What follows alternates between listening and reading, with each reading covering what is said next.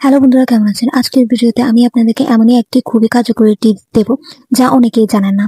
আমরা অনেকেই অনেক সময় গুরুত্বপূর্ণ কল রেকর্ড অথবা ভিডিও কল রেকর্ড করতে চাই, কিন্তু সেটা কিভাবে সম্ভব আজকে আমি সেটি নিয়ে আলোচনা করব।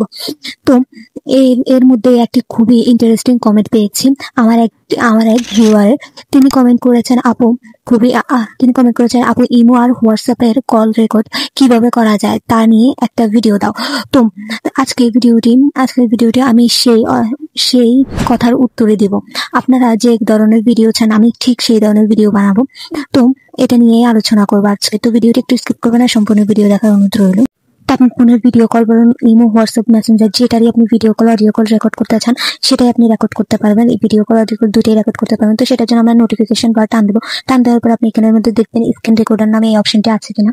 তো স্ক্রিন রেকর্ডার নামে অপশনটি থাকলে হবে না, এটার কি কাজ সেটাও বলবো। তো এটার উপর ক্লিক করবেন। ক্লিক করার পর আপনি দেখবেন রেকর্ড অডিও নামে এই অপশনটির মধ্যে আপনাকে ক্লিক করতে হবে। রেকর্ড অডিও এই অপশনের মধ্যে আপনি ক্লিক করে দিলে আপনি দেখতে পাচ্ছেন এখানে তিনটি অপশন আছে, মাইক্রোফোন, ডিভাইস অডিও এবং কি ডিভাইস অডিও অর মাইক্রোফোন।